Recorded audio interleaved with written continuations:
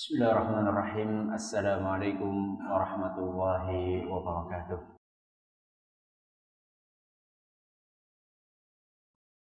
Alhamdulillahi rabbil alamin. Wa bihi nasta'inu ala umuri dunya waddin. Wa sallallahu ala nabiyyina Muhammadin wa ala alihi wa sahbihi ajma'in. Amma ba'd. Kita panjatkan puja dan puji syukur kehadirat Allah tabaraka wa ta'ala pada kesempatan malam yang berbahagia kali ini kita masih kembali diberi kekuatan, kesehatan, hidayah serta taufik dari Allah Jalla wa'ala, sehingga kita bisa kembali menghadiri pengajian rutin tafsir kita ini di Masjid Agung Darussalam Purbalingga.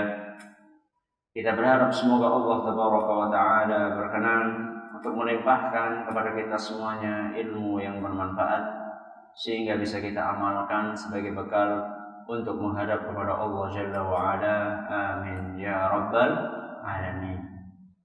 Salawat dan salam semoga senantiasa tercurahkan kepada junjungan kita Nabi besar Muhammad sallallahu alaihi wasallam, kepada para sahabatnya, keluarganya, dan umatnya yang setia mengikuti tuntunannya hingga hari akhir nanti.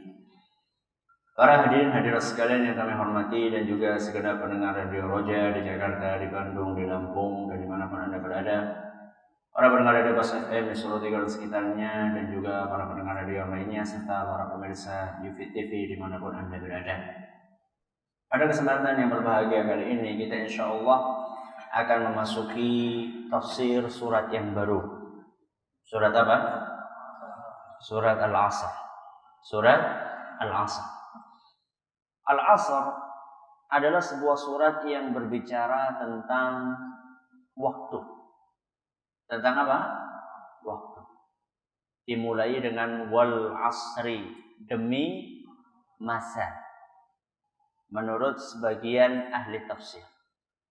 Manakala kita berbicara tentang waktu, setiap bangsa itu memiliki pandangan tertentu tentang waktu.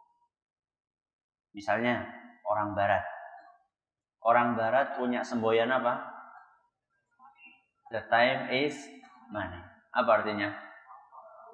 Waktu adalah uang.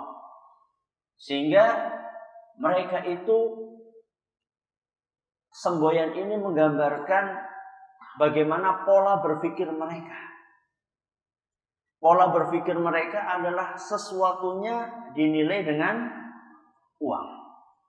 Berarti ini adalah merupakan pola pikir yang materialistis.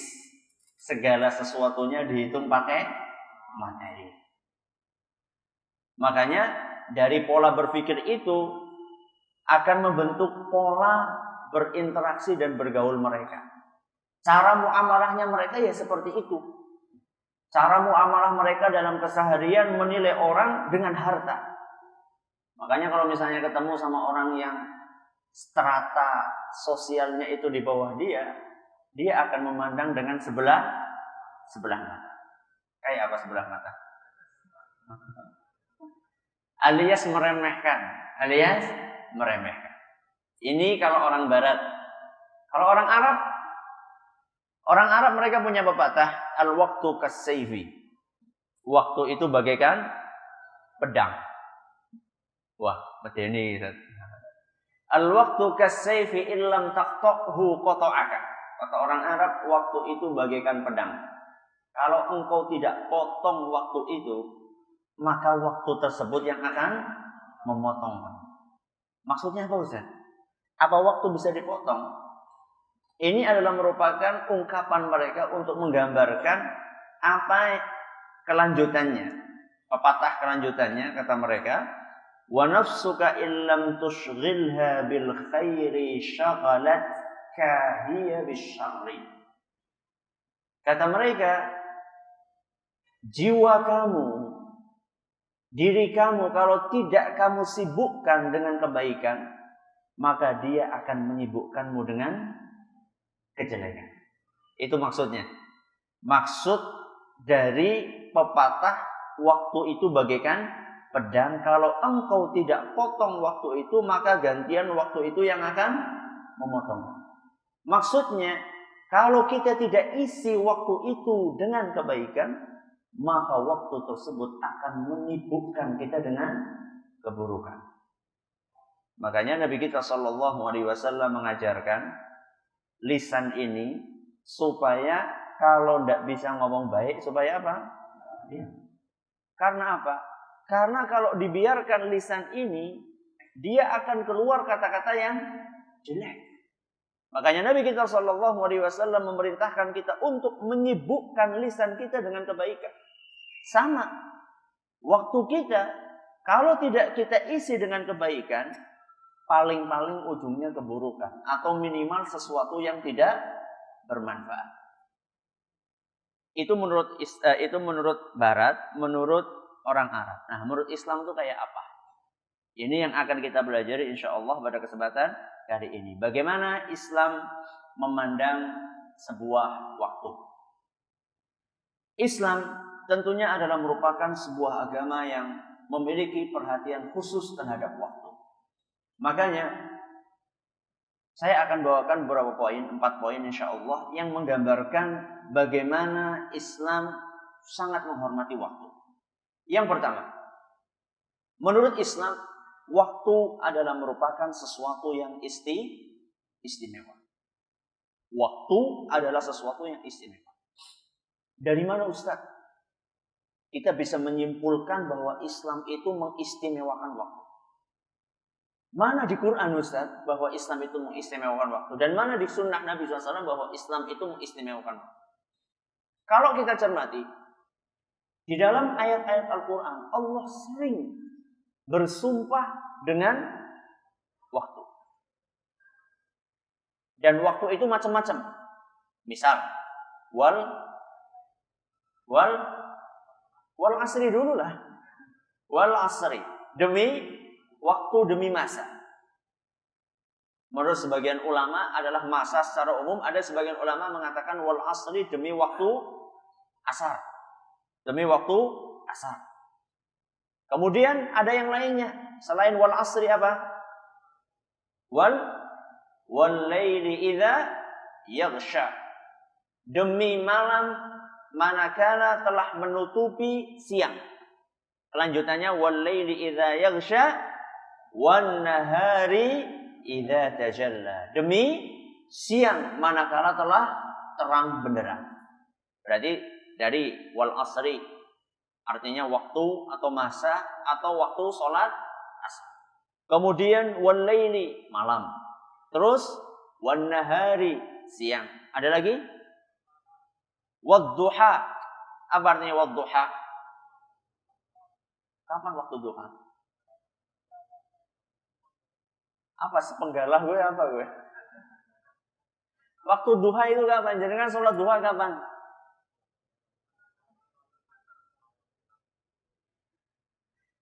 Setelah matahari terbit sampai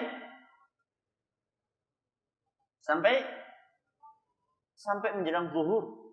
Jadi waktu duha itu bukan cuma sampai jam 9 rampung. Oh berarti jam 11 wis rampung waktu duhane. Selama itu belum masuk waktu zuhur, maka dia masih termasuk waktu duha. Wad duha. Ada yang lain selain wal asri wal laili wan nahar wad duha. Terus wal fajri. Apa? Wal fajri, demi waktu fajar. Jadi ketika Allah Subhanahu wa taala bersumpah dengan sekian jenis waktu, itu menunjukkan apa? Itu menunjukkan bahwa waktu adalah merupakan sesuatu yang istimewa. Dan mungkin Allah Subhanahu wa taala bersumpah dengan sesuatu yang tidak punya keistimewaan. Jadi ini menunjukkan bahwa Islam menganggap bahwa waktu adalah sesuatu yang istimewa. Kemudian hal yang kedua, waktu adalah merupakan suatu karunia yang harus disyukur. Waktu itu nikmat atau bukan? Nikmat.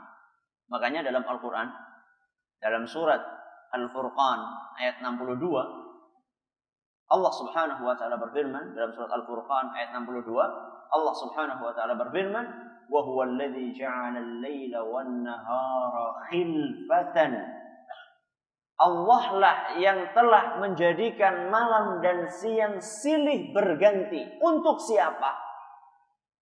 Kata Allah Subhanahu wa ta'ala, liman arada an yadzakkara. Allah menjadikan malam siang saling berganti. Allah jadikan itu bagi orang yang ingin mengambil pelajaran. Apa pelajaran yang bisa dipetik dari siang malam? Apa pelajarannya?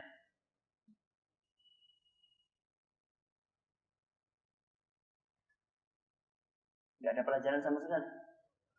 Kita berapa lama sih ketemu siang malam? Berapa kali? Tiap hari. Apa pelajaran yang bisa dipetik? Tidak ada. Kekuasaan Allah. Terus? Itu toh. Memberikan pelajaran kepada kita bahwa kita itu diciptakan ada tujuannya. Makanya ketika berganti siang malam berarti umur semakin bertambah. Mestinya kalau orang umurnya semakin bertambah, dia akan semakin bisa memahami kenapa dia diciptakan di muka bumi. Biasanya orang semakin umurnya tambah, dia itu akan semakin dewasa. Biasanya.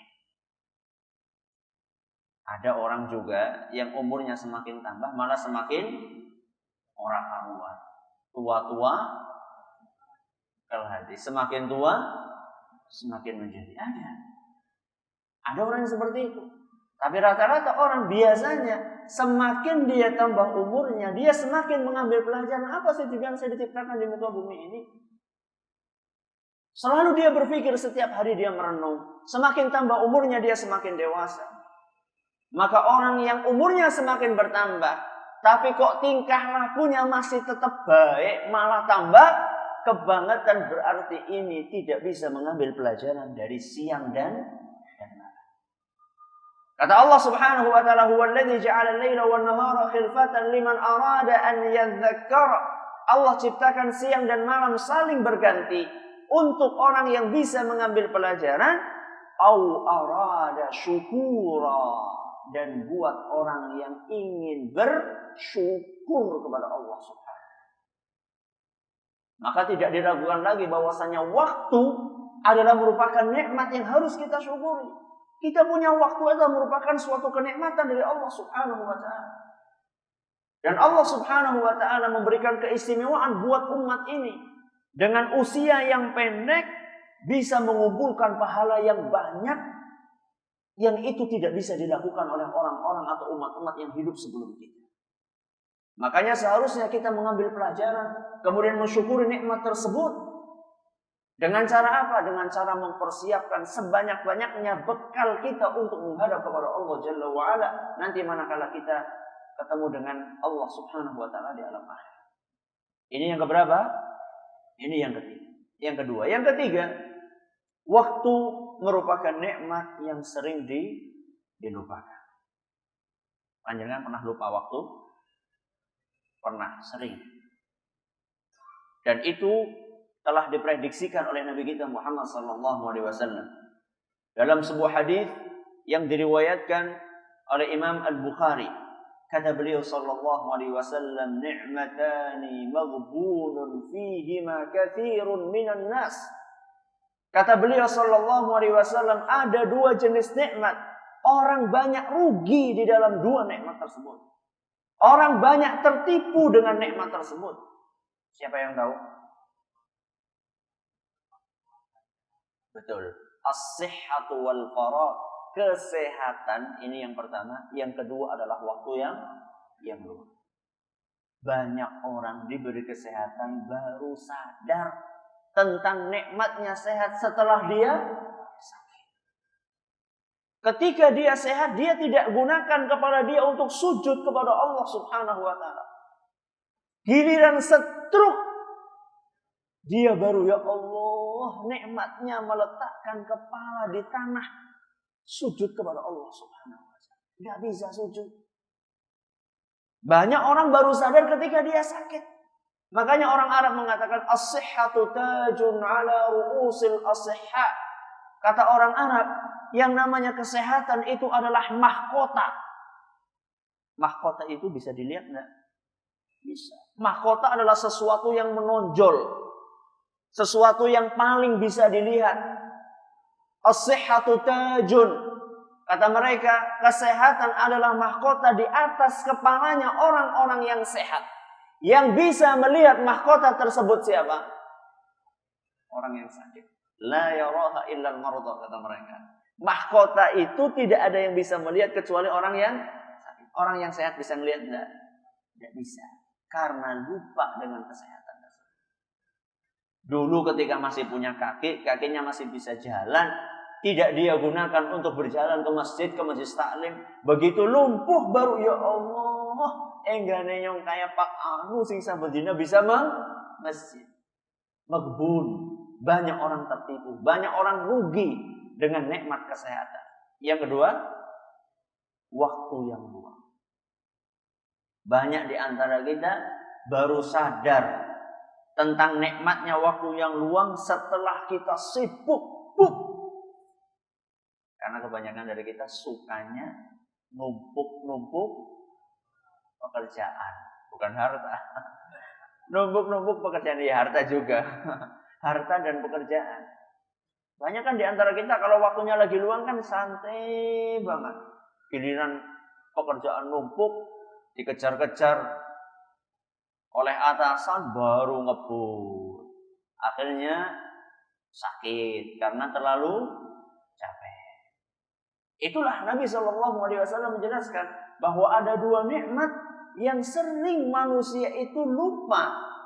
Yang sering manusia itu rugi, yang sering manusia baru sadar setelah nikmat itu hilang. Yang pertama adalah kesehatan, yang kedua adalah waktu yang luang. Ini yang ketiga. Yang keempat, kita akan mempertanggungjawabkan waktu kita di sisi siapa? Di sisi Allah Subhanahu. Dan ini adalah salah satu yang paling berat buat kita. Di mana agama kita menjelaskan bahwa waktu yang Allah berikan kepada kita bukan sesuatu yang gratis tanpa adanya pertanggungjawaban. Manakala Allah Subhanahu wa taala memberikan sesuatu kepada kita berupa waktu, maka Allah Subhanahu wa taala akan menuntut pertanggungjawaban kita terhadap waktu tersebut. Dalilnya apa Ustaz? Sabda Nabi sallallahu alaihi wasallam dalam sebuah hadis yang diriwayatkan oleh Imam At-Tirmidzi. Dan beliau menyatakan hadis ini hasan sahih. Kata Nabi sallallahu alaihi wasallam, "La tazulu qadama 'abdin yaumal qiyamah." Kedua kaki seorang hamba tidak akan bisa bergeser pada hari kiamat. Tidak bisa bergeser artinya macet. Oh, engane macet yo ora tur nang Jakarta. Kalau macet di dunia masih enak, masih ada solusinya, masih bisa nunggu, walaupun lama. Tapi macet di akhirat, naudzubillahi min dzalik. Masih mending orang yang terjebak kemacetan di dunia daripada orang yang terjebak kemacetan di akhirat. Kapan kemacetan di akhirat tersebut akan bisa lancar? Hatta yus'al. Hamba itu akan macet, tidak bisa bergerak pada hari kiamat sampai dia ditanya tentang 4 hal. Tentang berapa hal? 4 hal. Pertanyaan yang pertama, kata Nabi sallallahu alaihi wasallam, hatta yus'ala an umurihi fima afna. Yang pertama kali ditanya adalah umur. Kita dikasih umur sama Allah Subhanahu wa taala buat apa? Dari sekian umur yang Allah berikan kepada kita, porsi yang untuk memikirkan akhirat berapa persen? Porsi yang untuk memikirkan dunia berapa persen? Berapa persen coba? Hari ini kita memikirkan akhirat berapa jam? 2 jam? Masya Allah. 25 menit ketika sholat ya. Pas sholat mikirnya orang akhirat. Luar biasa, Mbok. Waktunya mikir akhirat kita gunakan untuk mikir dunia. Waktunya mikir dunia kita gunakan untuk mikir dunia. Berarti kapan kita mikir akhirat? Apa ada di antara kita dalam pekerjaan duniawinya di warung mikir akhirat, ada enggak? Jarang. Ada. Tapi mungkin hanya satu dalam, enggak tahu saya, satu dalam berapa, saya enggak pernah melakukan survei. Coba bayangkan, ketika kita di warung, kita nggak mikir akhirat. Ketika kita di pasar, kita nggak mikir akhirat. Ketika kita di sawah, nggak mikir akhirat. Ketika di pabrik, nggak mikir akhirat. Datang waktu untuk mikir akhirat, waktu sholat. Ketika sholat pun kita gunakan untuk mikir dunia. Sing bakul ya, pas sholat mikir, kok aku tuku apa? Enggak. Aku mau tuku semene, kok didol sepira. Itu kan. Inilah. Waktu ini kita akan ditanya sama Allah Subhanahu wa ta'ala. Jadi jangan dipikir kita itu dikasih waktu sama Allah Subhanahu wa ta'ala begitu saja tanpa ada pertanggungjawaban. Oh, ada. Kita akan mempertanggungjawabkan waktu yang Allah berikan kepada kita. Ini yang pertama. Wa an umrihi fima afna.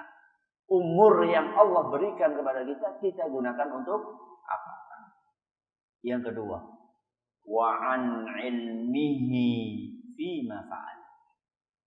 Yang kedua adalah ilmu yang dia miliki sudah diamalkan atau belum. Wah, ini sing paling ngapot apa maning go kiai karo ustaz. Ya, jadi jangan dipikir jadi kiai karo ustaz itu penak banget. Ya. Karena semakin ilmunya bertambah berarti tuntutan untuk mengamalkan ilmu tersebut semakin besar. Jadi jangan enak banget ya jadi kiai ya. Ya panjenengan cita-cita jadi ustadz tidak apa-apa. Tapi jangan dipikir ustadz itu pekerjaannya ringan. Karena semakin dia bertambah ilmu, berarti tanggung jawabnya di sisi Allah Subhanahu wa ta'ala semakin besar. Wah, anak kayak gue rosak ngaji baik ustadz ya. Ini lebih berbahaya. Ini lebih berbahaya kalau ada orang yang dengan alasan lambok kok ngerti apa-apa ngerti kok jadi apa-apa haram. Itu kan sebagian orang kan. Kok ngerti ki haram gitu ya jadi tambah angel uripe. Wis ora ngaji bae salah. Ini lebih parah ini kalau orang seperti ini. Nauzubillah min dzalik, ini bisa sampai terjerumus kepada kekufuran, kekafiran. Karena salah satu jenis kafir itu adalah kufru i'rad kata para ulama. Kafir yang sumbernya karena ketidakpedulian. Orang, orang peduli. Wah, ini bisa menjerumuskan kepada apa? Kekafiran. Terus solusinya bagaimana? Solusinya adalah kalau kita dapat ilmu, segera diamalkan. Walaupun ilmu itu cuma sedikit. Yang menyebabkan kita terasa berat untuk mengamalkan ilmu karena kita ketika dapat ilmu akan mengamalkan ngesuk baiklah. Ngesuk baik. Kita baru tahu ternyata zakat itu wajib lah ngemben baik. Akhirnya ngemben numpuk loh. Jebule zakatnya temen. Padahal kalau misalnya dia cicil zakatnya setiap tahun dia keluarkan akan terasa ringan. Begitu pula ketika kita mengetahui sholat berjamaah di masjid. Oh, ternyata sholat berjamaah di masjid itu ditekankan sekali dalam agama kita. Bahkan menurut banyak ulama bahwa sholat berjamaah di masjid bagi kaum pria hukumnya wajib. Oh, berarti saya praktekkan. Kemudian amalan-amalan yang lainnya, zakat, haji dan seterusnya. Itu caranya supaya tidak terasa ringan, supaya tidak terasa berat. Manakala kita mendapatkan ilmu, dapat ilmu ngaji, oh tadi barusan ngaji diajari ustaz seperti ini, bismillah saya akan amalkan. Oh saya tahu bahwasanya jamaah di masjid hukumnya wajib mulai besok pagi, bismillahirrahmanirrahim, besok pagi di masjid. Panjenengan sholat jamaah di masjid biasanya subuh? Alhamdulillah. Sing alhamdulillah. Sing ora ya anak. Ya bismillah ustaz. Bismillah pokoknya mulai besok pagi saya akan sebuah di masjid. Nyicil, dapat ilmu diamalkan. Walaupun cuma sedikit, itulah barokahnya ilmu. Ilmu itu akan berberkah. Ilmu itu akan bermanfaat manakala ilmu tersebut diamalkan. Tapi manakala seorang banyak ilmunya kemudian tidak dia amalkan, maka ilmu tersebut akan menjadi bala. Akan menjadi musibah buat orang yang memilikinya. Na'udzubillah min. Makanya Nabi SAW di antara doa yang sering beliau ucapkan adalah Allahumma inni a'udzubika min ilmin la yanfa'. Wahai Rabbi, aku mohon perlindungan kepadamu dari ilmu yang tidak bermanfaat. Ini yang keberapa tadi? Yang kedua. Yang ketiga, wa'an malihi, dan hartanya. Kalau harta ini pertanyaannya lebih sulit. Min aina iktasabahu. Hartanya itu dari mana sumbernya? Wa fima anfaqahu, dan untuk apa? Jadi pertanyaannya lebih jelimet. Makanya orang yang kaya siap-siap telat menuju surga. Loh, saya nggak nakut-nakut, ini benar loh. Dan Nabi SAW yadkhulul fuqara'ul jannata qabla al-aghniya bi 500 amin nisfi yaum. Orang miskin masuk ke surga sebelum orang kaya. Beda jedanya antara orang miskin sama orang kaya, beda jedanya itu adalah setengah hari.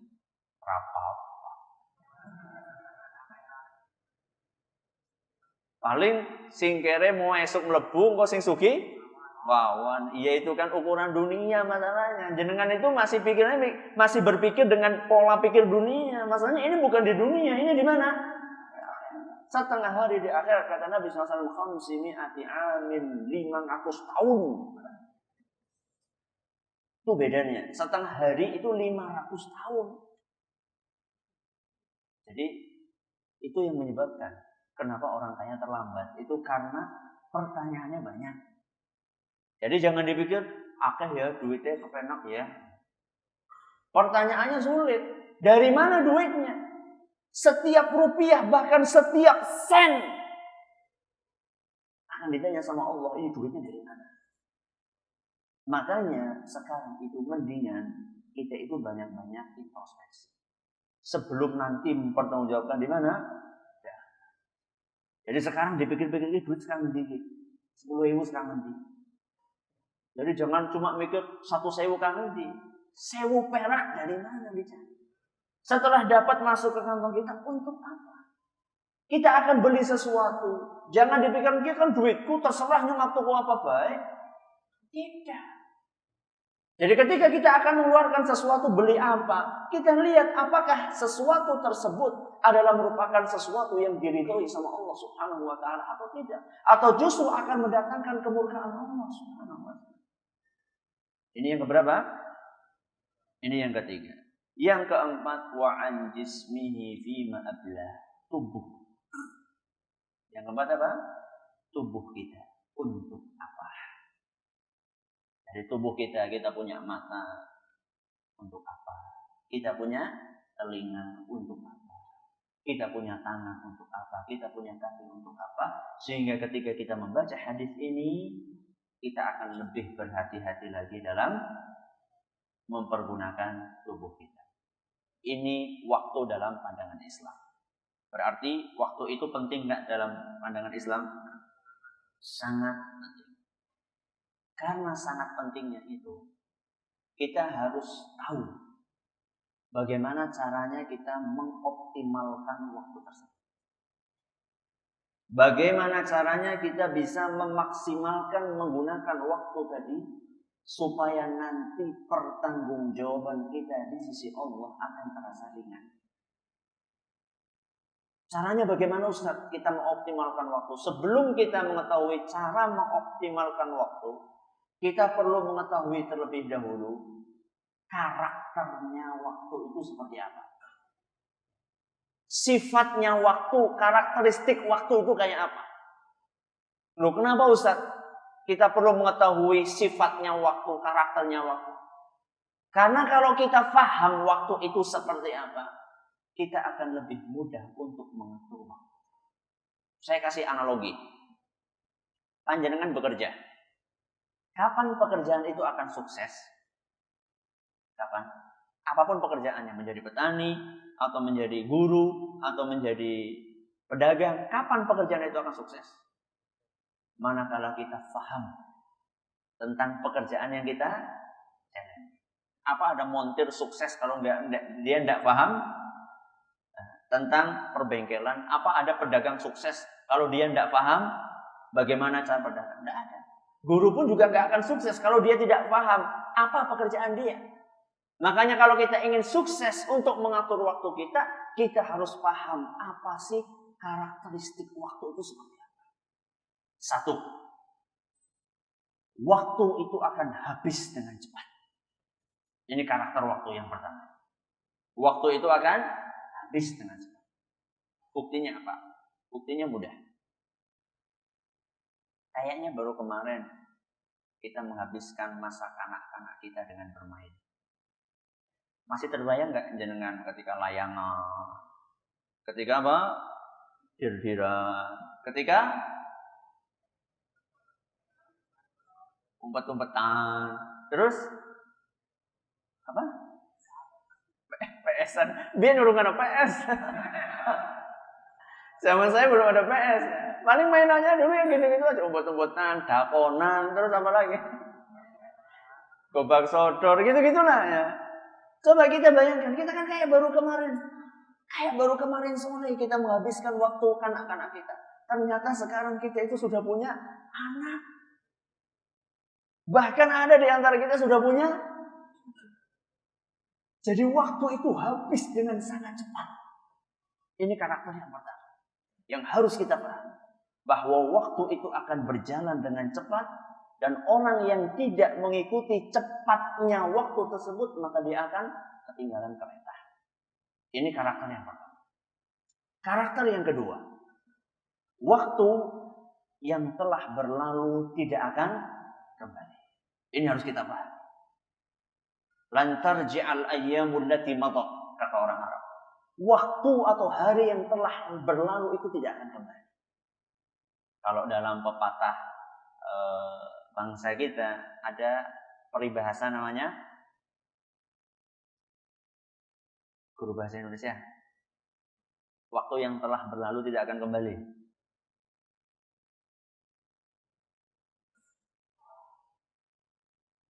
Mana guru bahasa Indonesia ini? Gak berani ngaceng guru bahasa Indonesia. Nasi telah menjadi bubur, iya kan? Itu kan merupakan sesuatu yang telah terjadi dan tidak bisa terulang lagi. Nasi telah menjadi bubur. Kalau nasi telah menjadi bubur masih bisa sebenarnya dibikin bubur ayam. Jadi ini ibu-ibu ya, ibu-ibu jadilah ibu-ibu yang kreatif ya. Masak kok kakean banyu terus jadi bubur, nyantai bisa dibikin bubur ayam. Loh Bu, jadi bubur ayam iya sekali-kali lah. Padahal jadi kakean banyu.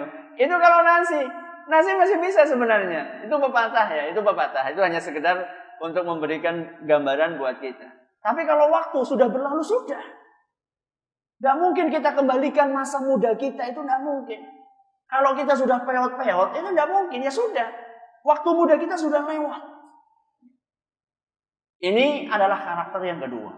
Karakter yang ketiga. Waktu, kata para ulama,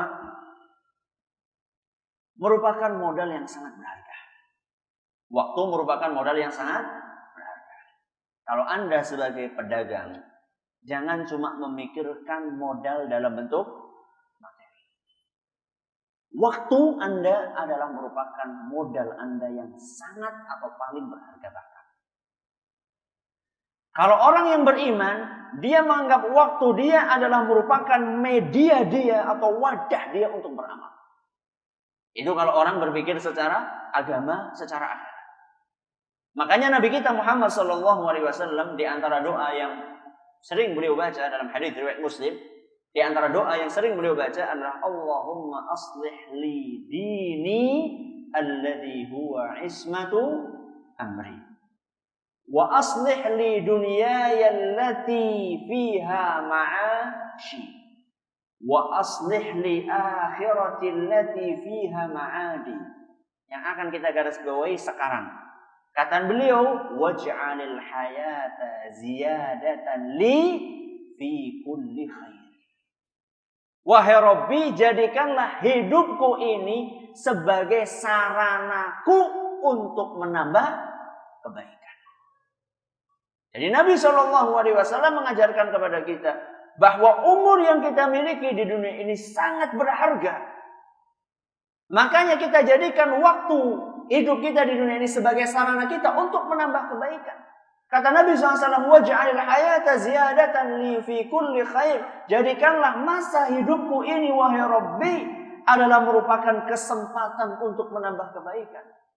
Kebalikannya kata beliau, waj'alil mauta rahatan li min kulli syarr. Kalau kehidupan jadikanlah kehidupan saya sebagai peluang untuk menambah kebajikan, kebalikan kehidupan apa? Kematian. Jadikanlah kematianku ini sebagai pemutus kesempatan untuk menambah dosa. Ada sebagian orang kebalikannya. Yang ideal, hidup dijadikan sarana untuk menambah kebaikan. Mati dijadikan sebagai sarana untuk memutus dosa. Sebagian orang kebalikannya. Apa kebalikannya? Semakin banyak hidup dia, semakin panjang umurnya, semakin banyak dosanya. Semakin pendek umurnya, semakin sedikit amalannya. Maka kalau kita pengen umurnya panjang, jangan cuma minta umur yang panjang. Mintalah, wahai Rabbi, jadikanlah umur saya yang panjang, tapi isinya kebaikan. Buat apa umurnya panjang, isinya dosa? Kalau kita meminta kepada Allah umur yang pendek, jadikanlah umur yang pendek itu adalah merupakan finishnya kita dari perbuatan dosa. Ini adalah yang ketiga. Yang keempat atau yang terakhir, durasi waktu kita semuanya sama. Panjenengan punya waktu berapa? 24 jam. Saya juga sama, 24 jam. Abu Bakar As-Siddiq punya waktu berapa? 24 jam. Abu Jahal berapa? Sama-sama waktunya. Tapi lihat prestasinya. Sama enggak antara Abu Bakar dengan Abu Jahal? Bainas sama'i was sumur. Antara langit dan sumur. Bukan antara langit dan bumi lagi. Saking apanya? Saking jauhnya. Bedakan antara Abu Bakar dengan Abu Jahal. Abu Bakar adalah orang yang sangat mulia. Atau Abu Lahab. Sedangkan Abu Lahab adalah orang yang setiap hari dicela oleh jutaan manusia. Tabbat yada Abi Lahabin wa tab. Itu di hadapan manusia di sisi Allah Subhanahu wa taala gak sebanding sama sekali. Abu Bakar adalah merupakan salah satu calon penghuni surga, sedangkan Abu Lahab dan Abu Jahal adalah merupakan salah satu calon penghuni kekal neraka. Padahal waktu yang Allah berikan kepada mereka antara maling sama guru, waktunya sama? Bedanya apa? Ya jelas profesinya. Bedanya prestasinya gitu. Kalau guru prestasinya mengajarkan kebaikan, kalau maling prestasinya bobol umay wong prestasinya. Jadi seluruh manusia itu waktunya sama. Yang membedakan apa? Yang membedakan adalah bagaimana seorang hamba bisa mengoptimalkan waktunya. Dan juga taufik dari Allah Subhanahu wa taala. Kalau kita optimal memanfaatkan waktu kita, maka kita akan mendekati atau meneladani Abu Bakar radhiyallahu anhu. Kalau kita tidak optimal dalam memanfaatkan waktu kita, kita akan membuntuti siapa tadi? Abu Jahal. Naudzubillah. Bagaimana cara kita mengoptimalkan waktu? Inilah yang akan kita bahas insyaallah pada pertemuan yang akan datang dengan izin Allah Subhanahu wa taala. Terima kasih atas perhatiannya. Mohon maaf segala kurangnya. Kita tutup dengan membaca subhanallahumma bihamdika asyhadu an la ilaha illa anta astaghfiruka wa atubu ilaik. Assalamualaikum warahmatullahi wabarakatuh.